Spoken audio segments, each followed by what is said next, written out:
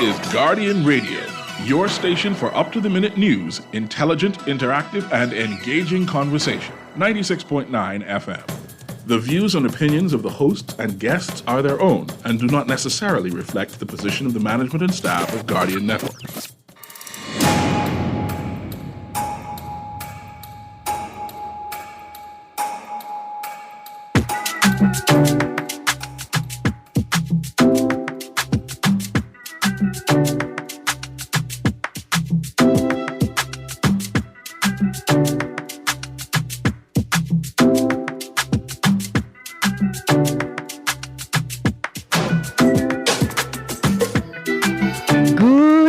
This morning, and welcome back to Guardian Radio 96.9 FM, your station for fresh news, smart talk all day. It is Monday, the 4th of March, 2024, and you are on the clock with Erin, Greene.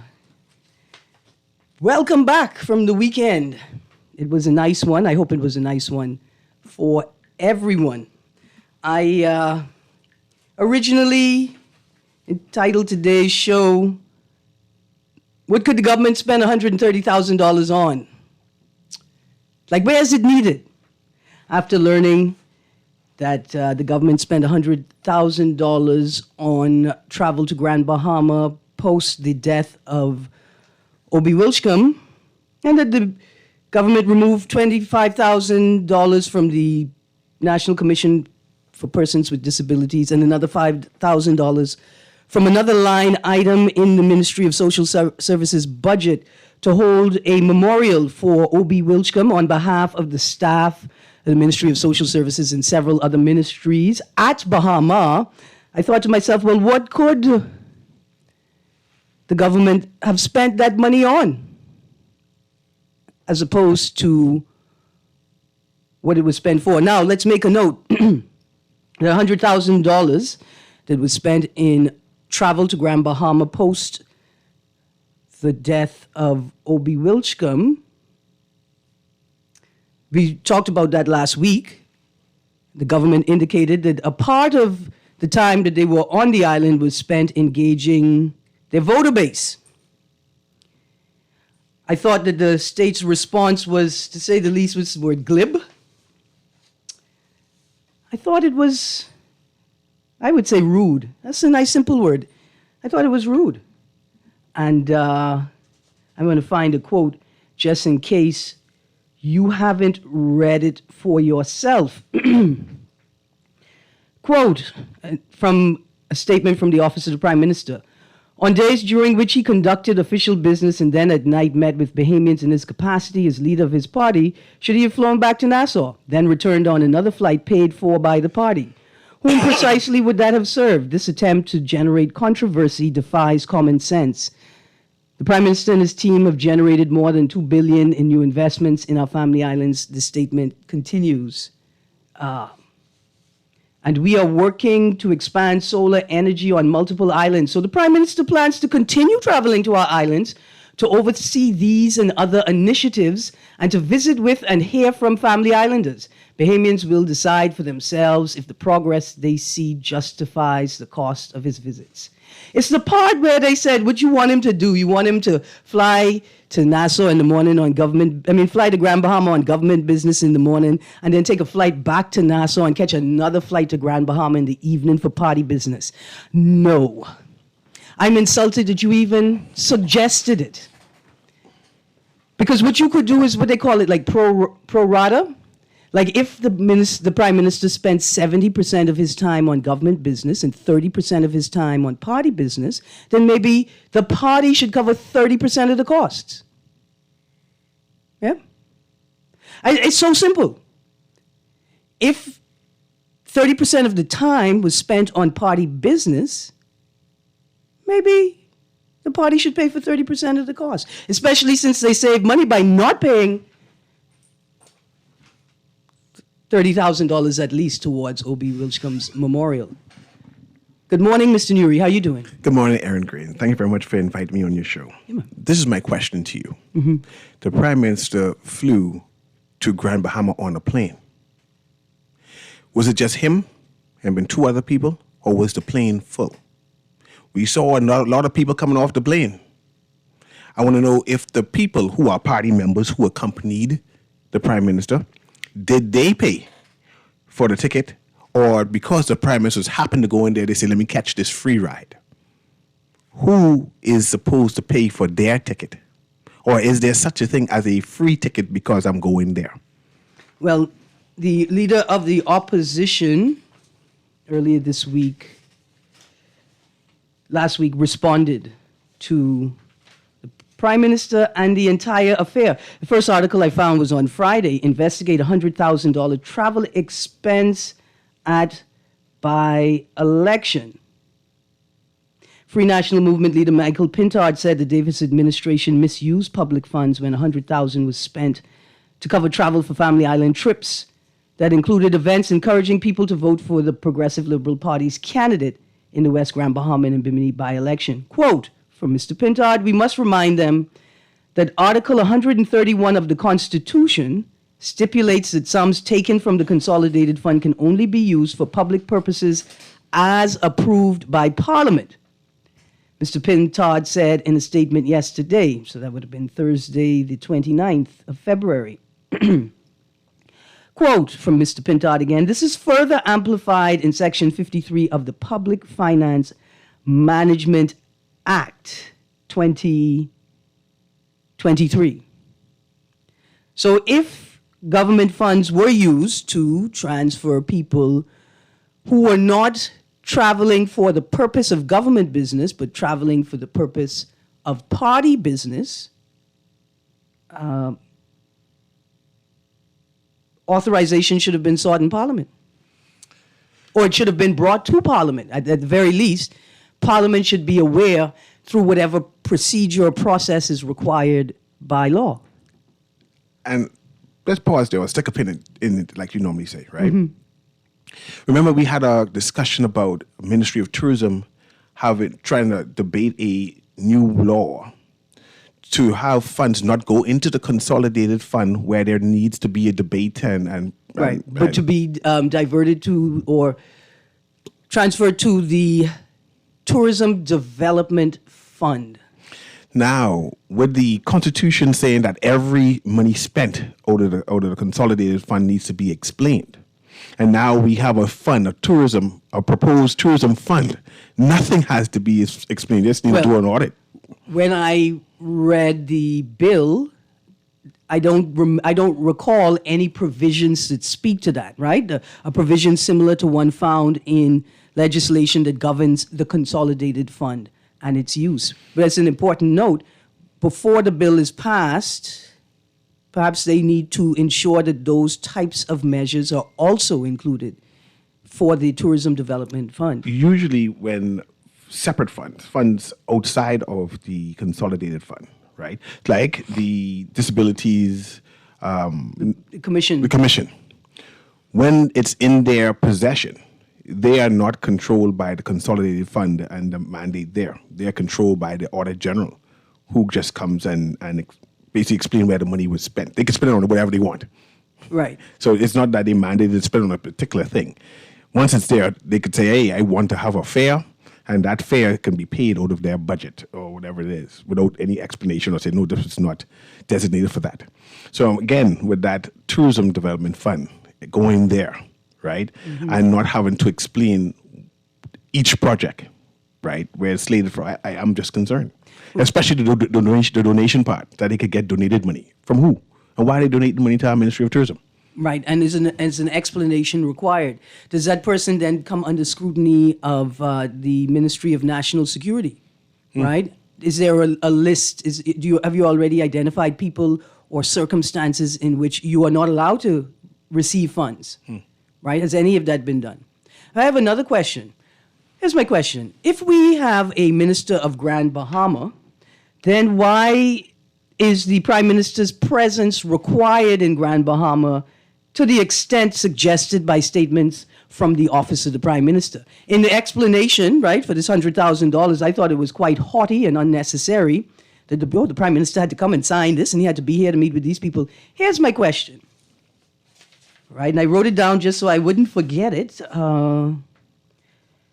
What is the role of the Minister for Grand Bahama if the PM is required for every discussion, every development, every decision or deal.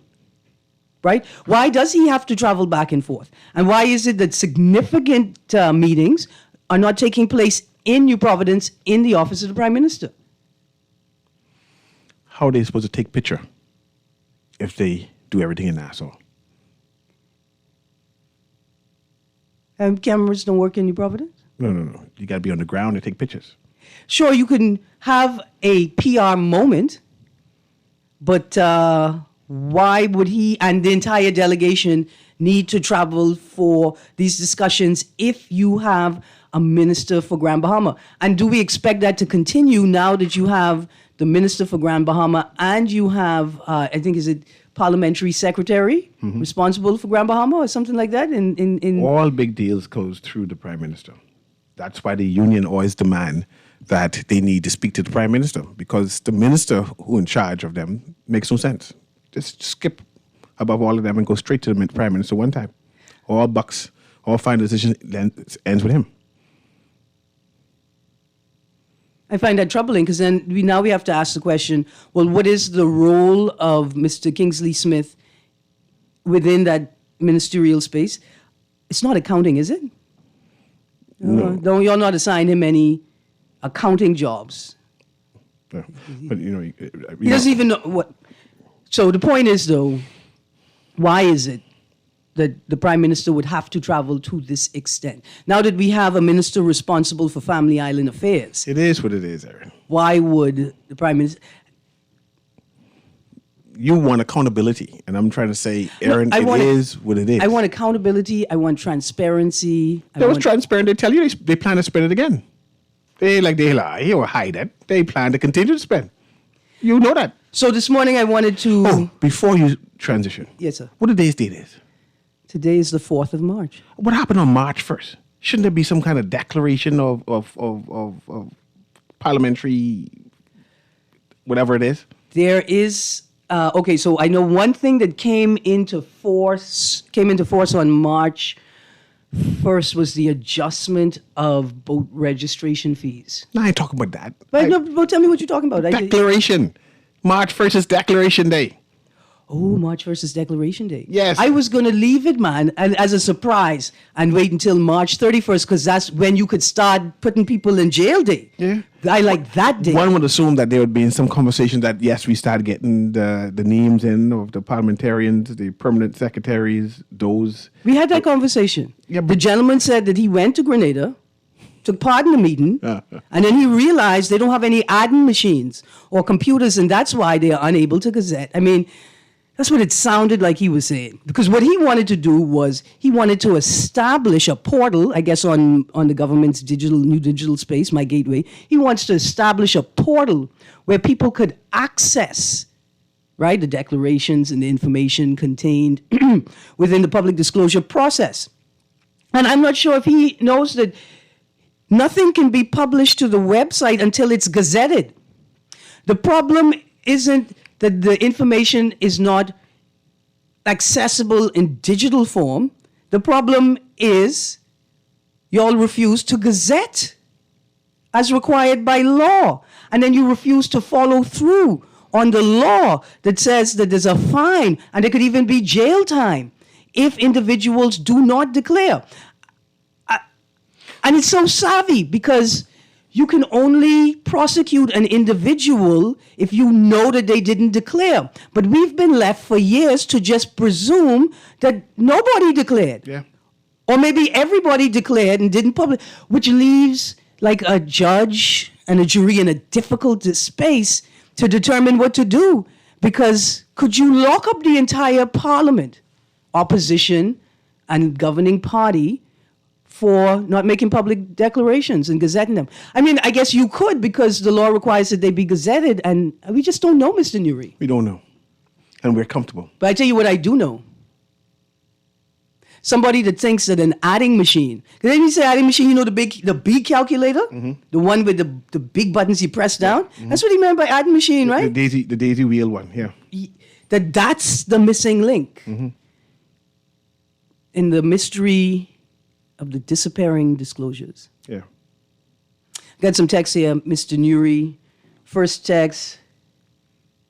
Exactly, Cecil, who did that $100,000 cover?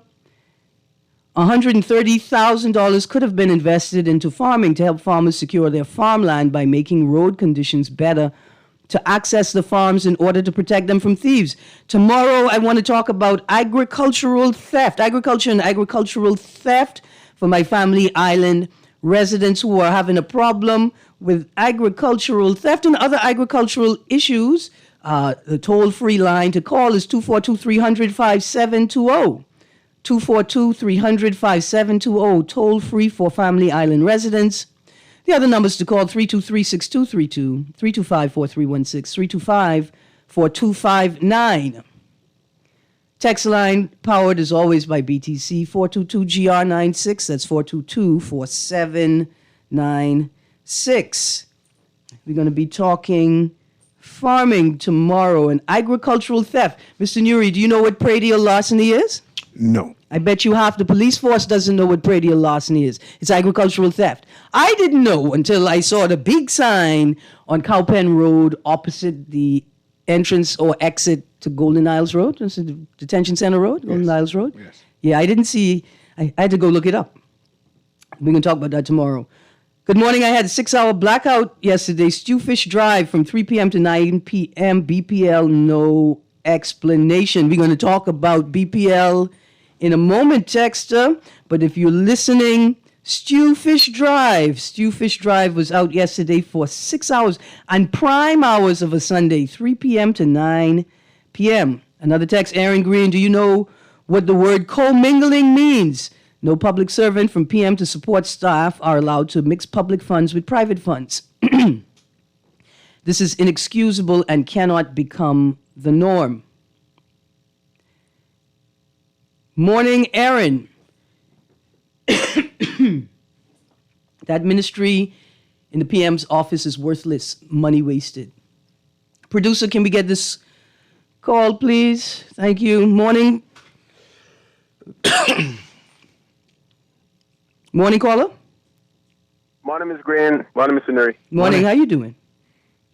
All right, Ms. Greene, you don't say agricultural theft. You know, you usually use your Bahamian vernacular, agricultural thieving.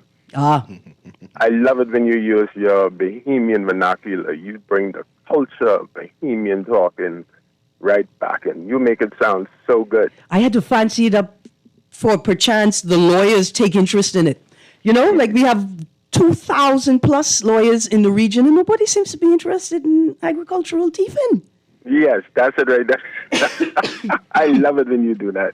Have a good day. Have a good day. You too, sir. You too. Another text. In the news last week.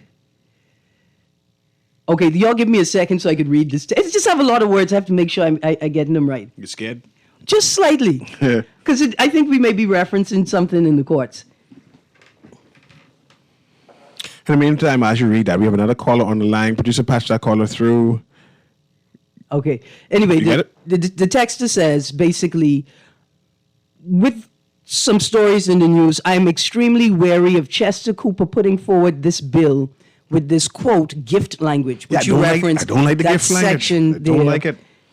And we have a lot of intellectual and constitutional lawyers out there now and nationalists, former prime ministers, former ministers in general, who know good governance, who should say, hey, I hear you, I know you're trying to do well for the Bahamas. It's not that I think you're doing anything untoward, but this isn't good governance. You can't do this. Absolutely. This is not good for us here. I wonder, where's the Bar Association? Where is the judicial community, right? Where is the jurisprudence? Why aren't these people engaging in public discourse about these issues? Or at least educating us on why it's good. Right. Good morning, caller. Good day, is talking away along with you on Nuri, Erin. Morning, Bremen. Yes, we need justice, law, and it's the Bahamas here. Erin, what I want to ask you, right? Mm-hmm. When the Prime Minister traveling, right? Yes. He's supposed to have a write-up for the medias. Yeah, PR person. Say it again? The PR person. They should be able to write. They should be able to take pictures, right? Right. I with you. So my point is, right? Mm-hmm. Does he carry those type people?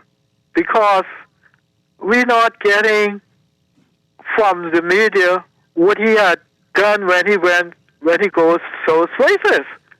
Right. Like, does he have someone assigned him, like maybe in the U.S. system? They write a story for everything that the president does.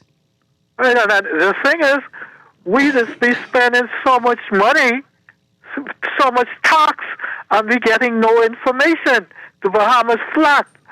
And the thing is, what I don't like, everybody, I won't say everybody, but most people, because, no, I feel like I'm going to make that, anyhow, plenty of people believe that they just could come here, okay, or live here, and they just could do what they want to do with our money. And when the government started to put tax on us, nothing happened for us, or nothing happening for us. Yes. Something has to be given. Thank you, Bremen. Thank you very much. Another text. Erin, the problem is we don't have a budget department like in the United States where everyone in that department have a master's degree in budget, not a CPA or a financial analyst. Erin, have you ever Googled and see how much hundreds of millions of dollars the U.S. taxpayers pay for the president and especially the Secretary of State to travel 1 million miles and his big government jet? And texter, most people understand the need for travel. Most people understand that we live in an archipelago. We have an archipelagic exterior. It's going to require some travel. But the question is, why do you have such a large administration? Why do we have what some people would call an overbloated public service? And the Prime Minister has to travel for everything, right? And why have you built relationships with communication services providers, but you are not insisting or encouraging them? You know, like the way the minister encouraged employers to urge their staff to take the vaccine? Like, why aren't you encouraging them to enhance the service and ensure the quality of the service so the government could employ more telecommunication services in their work? Because if you have an archipelagic exterior, you already acknowledge that a large percentage of what has to be done will be done via technology and online. So the question, people are not concerned that the PM is spending so much money. I think here's the concern. The concern is, did you not know you were going to spend this much money when you made the budget? And if you didn't, then what does that speak to your forecasting abilities, your projections, right? Like, secondarily, like Bremen raised, are we getting return on investment? Are we getting good return on investment? You're not telling us what you're doing. You're not telling us why you're doing it the way you're doing. You're not telling us what the results are, right? And we are left to find out after the deal is done or through some party-affiliated media house that refuses to actually identify as a part of a party. That's how we have to hear about it.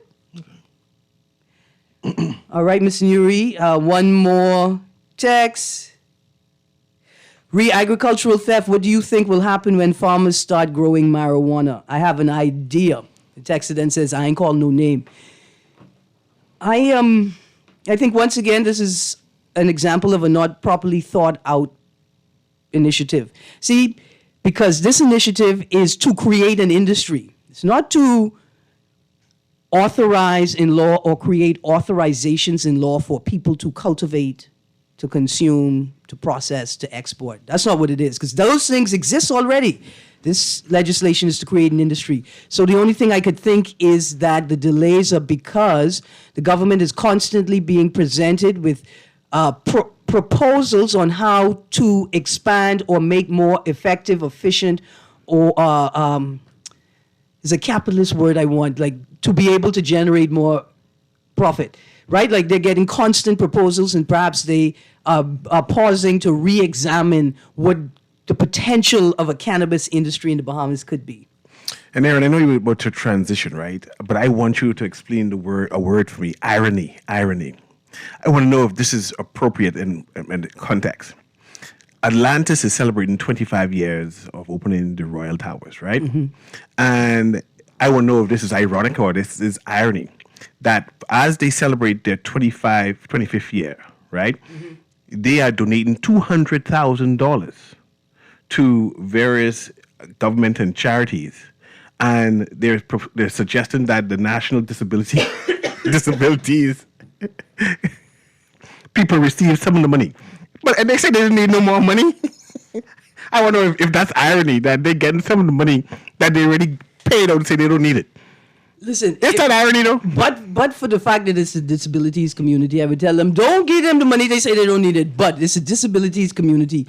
Here's my question: are the people who are making decisions, why take the money within the ministry on behalf of disabled people, is the chair of the commission themselves a member of the community of people living with disabilities? She's a political appointee. All right, and perhaps that's what it is like. There's a lack of proximity and empathy. 2 more texts before we transition. Ms. Greene, are you agreeing with the caller that we are paying taxes and are receiving nothing? Stop saying the PM is traveling everywhere. You coming across as a person trying very hard to make sense, but sorry, today I'm hearing a bunch of garbage. So maybe you didn't hear the part where I said that the vast majority of people understand why the Prime Minister would need to travel so much. You missed the part when I said that we understand that it's an archipelago, and because of an archipelagic exterior, the Prime Minister will have to travel. You miss all of that, Texter? That's what you missed. What we said was, if you are traveling so much, tell us what the return on investment is, right? Because a whole lot of y'all don't understand why the government subsidizes certain things like Bahamas Air and BPL, I don't know, BPL, right? We know why you subsidize Bahamas Air, because you have an archipelagic exterior. And people need to be able to travel. Family islanders, I think under the Constitution, have an equal and equitable right to access national and natural resources compared to Nasuvians and people on the island of New Providence, right? That's why you subsidize. We understand why you subsidize it. What we're asking for is a statement to return on investment. What are we getting for our money? And would you tell us more about why you're traveling? Like, because you remember the Bermuda trip? Like, we didn't even know you were in Bermuda until some controversy was attached to it. So people are saying, why are you traveling? Tell us more, right? Tell us more about these trips and what the results we can expect are. Be more honest and transparent about what you're doing. And I think the biggest critique is, didn't you know you were going to be spending? See, like when you say to me, oh, we didn't just go because Obi died. We went because we already had a number of things in the works. But y'all didn't already budget that? See what I'm saying? Texter? I'm sorry you missed that part, but I'm glad to reiterate it. Good morning, Mr. Nuri. Just tuning in. Have you guys spoken on the escape of those Haitians yet? Are you guys dodging the topic? Are we dodging the topic? Any Haitians escaped in the Bahamas? Not in the Bahamas. I read. I talked about the Bahamas today. Well, okay, I get that. I mean, that's one. You did ask Mr. Nuri. If you'd asked me, you'd have gotten a different answer. I talked about the Bahamas today. All kind of Bahamian news on a Monday. In another text, Mr. Lang, in the U.S., the president campaign. Oh, because normally Mr. Lang. Remember when you made that point that normally Mr. Lang speaks about these things? Yes. In the U.S., the president campaign has to pay half of the bill for the U.S. Air Force One if his trip is for his campaign, like a rally or fundraising, and not for his office as president. His staff and security transporting of 30 cars the government pays for. So I guess the vehicular transportation government pays for. Thank you, Texter. Thank you for that information. And the text says, okay, Mrs. Bethel has an autistic son. Thank you very much, Texter, for sharing that. And I just want to say that while I do use political satire to get points across, this particular situation is detrimental and requires critical interrogation. Because I refuse to tolerate a sensible... Do you know, Erin, that a number of the public schools do not have wheelchair accessibility? Imagine what $20,000 could have done. I mean, they say they didn't need the money. Right. But imagine if they could use that $20,000 to make sure every public school have access, at least to go to the office. Let's go to the call, and then I can tell you what I came up with. But this transition, we're talking to... Hold on. Good morning, caller. Go ahead. Good morning, caller. Hello. Hi. Good morning. Good morning, guys. How y'all doing? Good, thank you. How you do? What you holding on? So the $200,000 they sharing up. You say one of the group is the disabled community. You have any idea who that for is? I would have to go read the article. I'm just looking at the article right now. You know, you like you said last week, we appreciate us blind people when you all read these stuff. Yeah, I agree. Absolutely. And maybe as one of the Salvation Army there, because they play a major role. Absolutely. I mean, there's so much you need. I want to encourage companies like Atlantis. That may be a big company, and they could afford to do it, right? Mm-hmm. And maybe even could do $2 million, right? Mm-hmm. But that ain't the point. I want to encourage the other companies out there in civil society to let's help out with these groups. I wish all of them could have come together and be one big group and be helping with different matters, but it ain't designed that way. Papa, I found the article. You ready? Say that again? I found the article. Let me read part of it for you. Yeah, okay. Atlantis and its partners donated over $200,000 to 5 nonprofit organizations yesterday as the resort continued to celebrate last year's 25th anniversary of its opening. The Bahamas Children's Emergency Hostel, the Salvation Army, Lend a Hand Bahamas, the Bahamas National Trust, and the National Art Gallery of the Bahamas each received $55,000. 55? Yeah, $55,000. When I do the maths with 200, I thought that was like 40,000 each. Listen. They must be giving over 200 each. No, don't watch nothing. They can give. But they must be giving everybody the same thing, eh? Maybe. But listen, I'm going to go delve into the article a little later. Yeah, but listen, hold on. Before I forget, I don't write these things down. I can let you go into it, right? But someone say something, or text say something about immigration or something just now, and someone say, well, they didn't hear nothing or something like that. No, the article's in the paper. I mean, there's a story. But you see anything in the paper talking about what this man who in charge of defense force saying we need to deal with a blockade down in the south? Try to do something that way. Yes, man. Huh? Yes. Oh, you didn't read it, eh? No, I didn't read it. I missed it. No, I didn't read it. It's in today's Guardian. RBDF. Yeah, man, that's a serious thing, because I was telling y'all guys last week about takes and cakes, what they was doing on the way. I don't know if y'all had catch it or whatsoever. I'm going to be honest with you, Papa. This is an important story. I saw the headline, right? I'm going to talk about BPL in the last 15 minutes of the show. Right, go ahead. I believe because a lot of us sympathize with what the nation people going through, and we really want to help them. Sometimes we don't really, anyhow. I got you. That's something we got to take serious. Absolutely. Papa, the article is in the front of today's Tribune. RBDF to create blockade in southern Bahamas after Haiti jailbreak. The Royal Bahamas Defense Force has mobilized to create a blockade in the southern Bahamas after reports that hundreds of inmates at a prison in Port-au-Prince escaped over the weekend. You guys, we're going to a break. Stay tuned. Guardian Radio 96.9 FM. You want me have to talk about this today? No, I know. We're not talking about it. I just read the title of the article and the first paragraph. We're talking about BPL. Yes, sir. I'm talking about BPL. You guys, stay tuned. You're on the clock with Erin Greene. Joining me is Mr. C.A. Nuri. We'll be right back.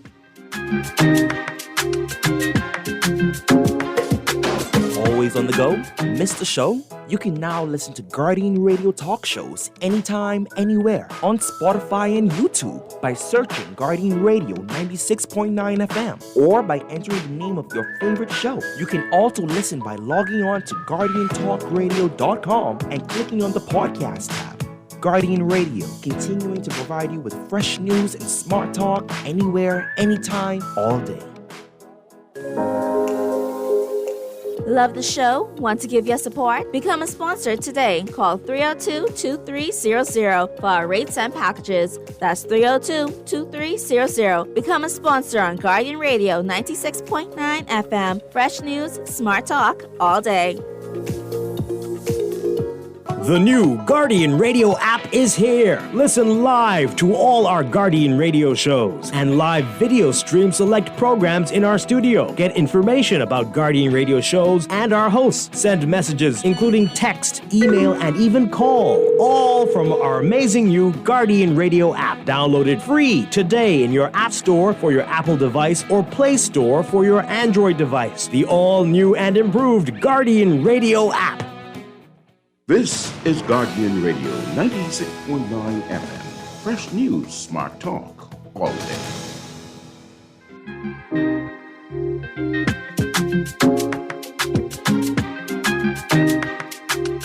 Good morning and welcome back to Guardian Radio 96.9 FM. Okay, Mr. Nuri, I got a text here that says, y'all need to get serious, You have criminals possibly coming to this country that could kill and rape people, and this isn't top news. You guys want to be posted up on the radio and sympathizing with Haitians? Listen, you think not talking about the story means we're sympathizing with Haitians? I want to talk about BPL. I've been wanting to talk about BPL from pre-Alstom. when Fred Ramsey was found guilty in the court, right? That story, Alstom. I wanted to talk about it when I told you all Alstom 2.0 is on the way, right? That's just like a hashtag. It doesn't mean that Alstom, the company, was actively involved in the second iteration of crisis. What it meant was that if we don't resolve Alstom, the first one, properly, surely the crisis will arise again. And here we are, March 2024. And you remember last year when the Prime Minister said there's something rotten at BPL? He said it. Perhaps this is his response now to correct it. So we need to do it. But my concern, I have no problem with the Prime Minister have to conclude with him. My issue is the conversation. Why need to have public pressure to give us information on what is happening? At BPL. Yeah. The Texas said, get serious, please. These Negroes could be in your house right now. Get serious. What they could do with no power? What they could do? I mean, hopefully they in it. Imagine the people who can't get inside their apartment complex, inside their gated community or inside their building because there's no power and all the security systems are electronic. Imagine that for decades and decades, people have been paying light bills that are the same as their mortgage and their rent, while at the same time, politicians demand that we cheer them on and revere them as successful governors, right? There's something horribly wrong at BPL. There's something horribly wrong at the Ministry of Energy and Transport. And Mr. Nuri, remember when the Prime Minister shuffled both ministers and then renamed ministries? Yes. And I spent so much time trying to have a conversation about the rationale behind the new composition of ministries. Connecting the different names, yes. Wondering why would you split up Ministry of Works in the way that you did. Wondering why utilities are now being governed by parliamentary secretaries and members of parliament that have been assigned to the office of the Prime Minister.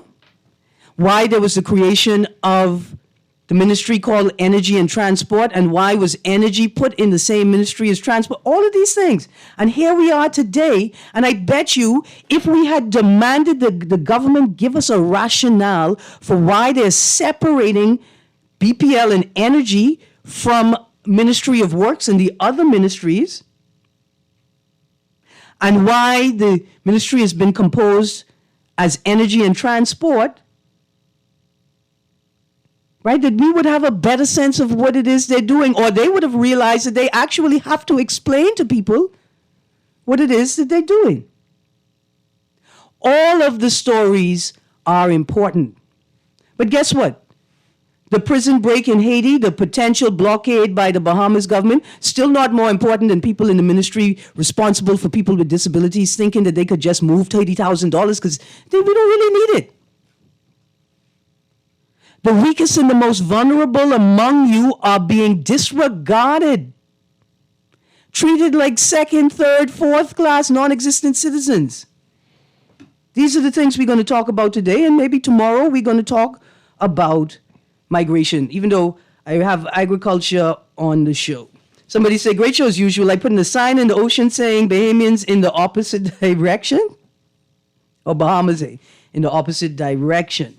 There are rules about the sea as well. So, Mr. Nuri, let's go to BPL quickly.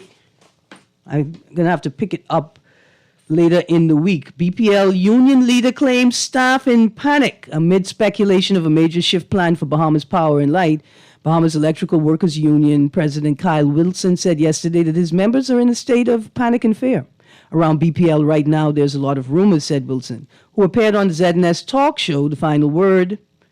The staff are frustrated. They are in panic mode. The staff feel as if everyone knows what's going on with them except for them. Lots happening this weekend. So I'm going to read off the names of the articles that I found. If people are following the BPL issue, here are some stories in the news from Friday to today. Again, BPL union leader claims staff in panic. Second story. So Franklin says his company's not involved in BPL assets takeover. That's a headline from Friday. Producer, I see we have a call on the board. Chairman of Focal, Sir Franklin Wilson, told Guardian Business yesterday that rumors his company or some new subsidiary of his consortium of companies is set to take over assets of BPL are categorically untrue. Quote, we are not taking over any assets of BPL so you can put an end to the rumor mill, he said. Good morning, caller. Good morning, Erin. Good morning, CA. Good morning. Morning. Erin, CA, when you enlist in the Army, do you know what the saying is in the Army? No, sir. Tell me. It is not for you to ask the how and the why, but to do and to die.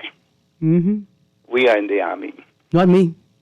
You are in the Army. No, sir. It's not for you, Erin. I ain't prescribed. I ain't supposed to ask the how and the why. You're just supposed to do and die. Right, like, but I'm not in the Army. I'm not in the gang. I'm not in the party. I'm not required to follow any of those rules. You are citizens of the Bahamas. You elected those people. You give them proxy. You say go and govern for us. But that's why I had a... We gave them, according to them, we gave them the right to run this country, as Mr. Chester Cooper said, that the Bahamian people gave them the mandate to govern this country, and they will govern it as they see fit. That's what he said? Yes, sir. Oh, boy. And so that is the attitude. They will run this country according to what they see fit, because they have their agenda. Until we, as Bahamian people, let them know that the power in the people is greater than the people in power, they will not change. They will continue to use us and abuse us. Thank you, caller. You know. Absolutely. So. Thank you. Thank you very much. They ain't sending me to war. I ain't your army. I ain't signed up for anything. And I surely wouldn't join an army where the people who say they're in charge what do they do in the army? They don't go to no exercises. They don't participate in any parades. They just sit on the bleachers getting fat and fat and fatter and fatter every day. Here's another from Twitter yesterday. Ministry of Energy and Transport Joe Beth L. Colby Davis said this, quote, Bahamians agree that big changes at BPL are long overdue. I would like to say here, we do agree. We just obviously don't agree on what those big changes are. Our government's energy reform roadmap is a comprehensive plan to reduce prices for Bahamian families and businesses, increase reliability and efficiency, add cleaner sources of energy, upgrade and modernize our outdated grid, upskill and train Bahamian workers, and strengthen the financial position of BPL, which will remain a government-owned utility. We are really looking forward to sharing important updates on these exciting and much-needed reforms in the coming days and weeks. Here's what I would like an update on. On October 4th, 2022, the government released a statement. The Prime Minister released a statement on the fuel surcharge increase policy, a.k.a. the glide path policy. That statement by the Prime Minister indicated that these changes were short-term, quote unquote. These changes, and I'm sure he said, let me reassure you, these changes are short-term. Here we are. Today is the 4th. That means the 29th, the 1st, the 2nd, the 3rd. We are 5 days past the February 28th, the last period of decrease listed on the schedule, and we still have not returned from whence we started. In fact, there's been no statement as to whether the fuel surcharge is going to drop back to its original figure as implied by the Prime Minister in his statement on October the 4th, 2022. Good morning, caller. Good morning, Erin. Good morning, ma'am. Good show. Thank you. I would just like to say they don't have to explain to us what they are doing if they don't feel like it. But the day is coming when we could make a decision and we know exactly what to do. Thank you. Thank you, ma'am. Lord. I don't like how the lady talk about my government. These things will be explained eventually. It's just taking too long for them to explain it, and we need to encourage our government to remember to be accountable. But let's explain. This is the most forward, revealing government we've had in a while. We have not had a statement as to the status of the building that BPL workers did not want to work in because it's falling apart. And I am, I know that. We haven't had a statement to the status of the contractual relationship between BPL, the Bahamas government, and Watsilla yet. Yeah, but no buts here. They tend to be transparent. The most transparent government we had in a while. We haven't had a statement to. I mean, just because they don't close the doors, it don't mean they're transparent. Maybe they're foolish and don't know what the purpose of doors are. It's not doesn't mean they're being transparent. But the point is, I like this announcement that Jobert Colby gave. I mean, it's not meat on it, and I wait for more information on what they mean. I'm more concerned for Kyle Wilson. Yeah? Because I remember Kyle Wilson saying, listen, God, I mean, that's not exactly what it said, but it sounded like he said, God tell me trust JoBeth Colby. Yes. I went on a walk about with her and she said some things and I felt good about it. Yes, he couldn't tell us what she said and he couldn't tell us why he felt good about it. But here he is now. Going to the Prime Minister. Stop BPL deal. The Davis administration, producer, let's take that call, is facing increased pushback from Bahamas Power and Light unions over a deal. He met with the Prime Minister, things change. But he wrote a letter after he met with the Prime Minister. I think the letter just gone out late. He cool with the Prime Minister now. Good morning, caller. Good morning, Erin. Good morning. How you do? Fine, thank you. Good morning, Mr. Neary. It's always a pleasure to hear your voice. Listen, Erin, I'm trying to, because, Mr. Neary is saying that the answers are coming, slow but coming. They're coming. I would like to ask you a question. What was the first financial foot-in-the-mouth situation happened under this government? Because I'm trying to remember if you ever got any answer from that. And that's been from how long now? Mm-hmm. I'm just trying to get at what Mr. Neary said. I want to know if we should wait until, I don't know, say a week before the next general election when they stand up on stage and then tell us, well, these are the answers. We've been waiting for them and they just come out yesterday type of situation. I don't like what you're implying. Mr. Neary, we all love you. Have a blessed day. I go no further than that. Take care. I'm going to go back to BPL union leader claims staff in panic. Panic is such a strong word. But does that matter? The Prime Minister said their job's secure. Word? They straight. I would know what this new company, this new partnership, this must be this management agency who coming to manage BPL, who supposed to invest new money into it, what their goal and objective is. They can't keep all the staff because they wouldn't be good managers if they're sensible. Some of them got to go home. So you saying that the Prime Minister's a liar then? Me? I would never call. You know better.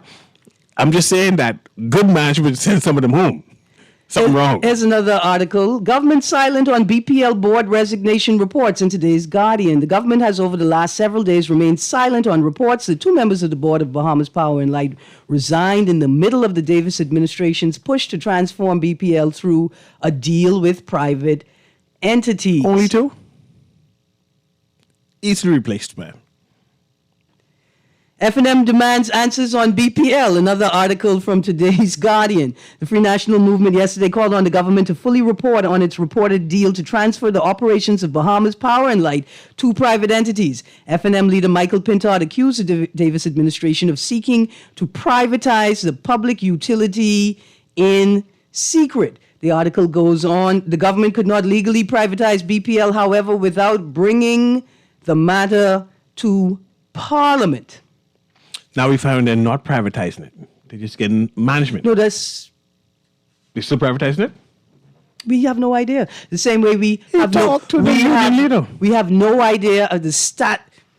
So that's why my complaint and my concern is we just don't know. But since then, the Prime Minister has met with the union and said their jobs are secured and they're not selling BPL. They're just trying to get new funding and new management and technology, and we have to wait now for the information. Here's another I'm article. not saying that we shouldn't push an axe. Here's another article, Fears of BPL Privatization. Producer, let's try take that call dead quick. Fears of BPL privatization, unions and FNM raise concerns at possible PPP deals in today's Nassau Tribune. Good morning, caller. Hey, good morning. Good morning. Yeah, how y'all doing? I am good, thank you. You have 30 seconds. Yeah, that's fine. I just wanted to say there's nothing that's happening in secret regarding BPL. As a matter of fact, the Prime Minister and the Minister of Energy held a press conference at the OPM, and all of the major and some of the smaller press houses were there, and they announced what the government was intending on doing. As a matter of fact, the request for proposal is closing, I think, sometime in this month. When was it opened? When was the request for proposals open? When was it made public? It was open about a month ago, maybe a month and a half. I can't remember the date right now, but I was at that press conference, right? And so it's pretty strange and peculiar that the leader of the opposition would be putting misleading information into the public domain that could simply be easily verified by a telephone call to the ministry or even to any of the local You mean BPL? companies. You mean the ministry that manages BPL? It's as easy as making a call? Anton, I would like to shut this call down right now because you take us for goons. Because you think it's just as easy as that? First of all, you're right. Pintard shouldn't be saying a thing. Pintard should not say a thing. Producer, put it on pause. Producer, put it on pause. First of all, I don't have a partner. Don't be disrespectful. Second of all, considering that you are a known proponent of the PLP party, your contributions and engagement has to be stronger. It has to be more critical and more sensible than the average caller. Third of all, I will say this as we close the show. My critique of Mr. Pintard is don't let yourself forget that the FNM is as equally responsible for this crisis as the PLP. This I'm not going for any back and forth. Oh, the FNM should know, the PLP should know. The PLP knew what the FNM knew when the FNM was in power.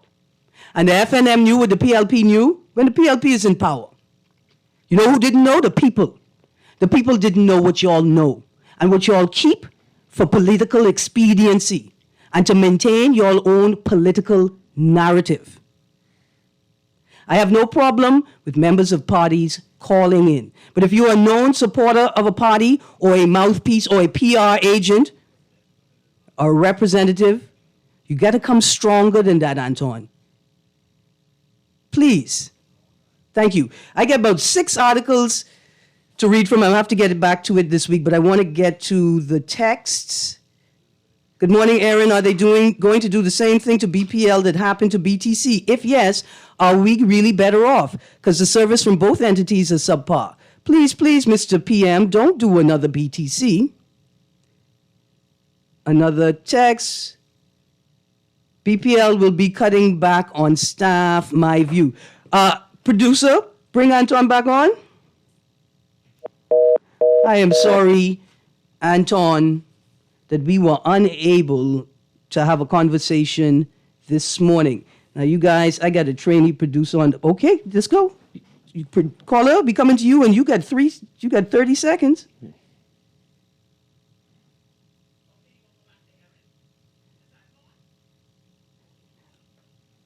Anton, you got 30 seconds. Make it quick, Anton. That's what you use your 30 seconds to do, Anton? Must you get disconnected? Yeah, it must have been a technical difficulty.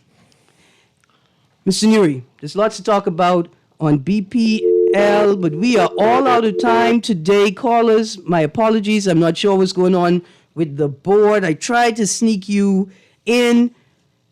The FNM, there's no moral high ground for them in this discussion. What we need to do is to take the politics out of governance. Focus on governance.